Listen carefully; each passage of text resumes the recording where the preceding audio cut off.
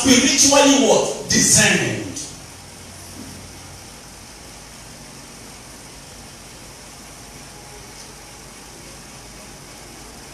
Are you still here?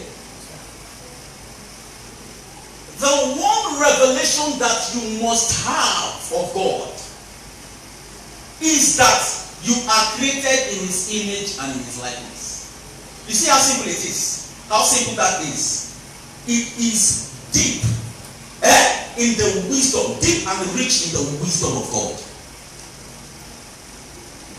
The moment you have a revelatory experience of what it is, the implications of being in the image and in the likeness of God, your entire conception and perception and theology of Christianity will change in that simple line of a phrase that God said by Himself. That was about His opening speech unto man. He spoke to Himself, let us now create man in our image and in our likeness.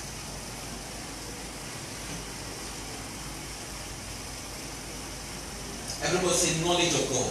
Knowledge of God. One more time, say like you say knowledge of God. Knowledge of God. Do you want to know who you are? Look at God.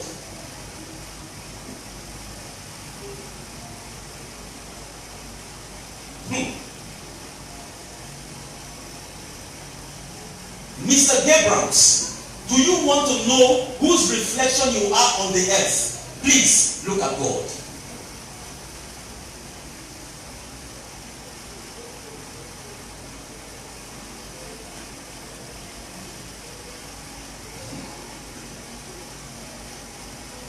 Somebody say, look at God. Look at God.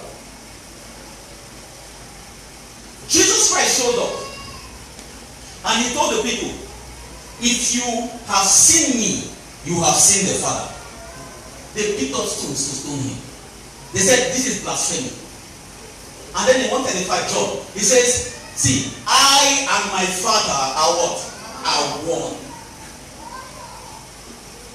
I'm opening up image and likeness of God to you. That simple verse you always know. I'm expounding it to you right now. I and my Father what? Are one. Jesus Christ was the express image on earth. The express image of the invisible God. Colossians chapter 1 and verse 15. Who also is the express image of the invisible God, the firstborn of all creatures. You will think that verse was just talking about Jesus Christ. Sir, it was actually making reference to you. In verse 12, let's go upwards in context. In verse 12, it says, giving thanks unto the Father who hath made us meet. The made us meet in King James means who has qualified us to be partakers of the inheritance of the saints in light. Who has what? Delivered us from the powers of darkness. We'll come back to powers of darkness. Remember, we dealt with darkness as ignorance. Do you remember? John chapter 1. You will see certain things right now.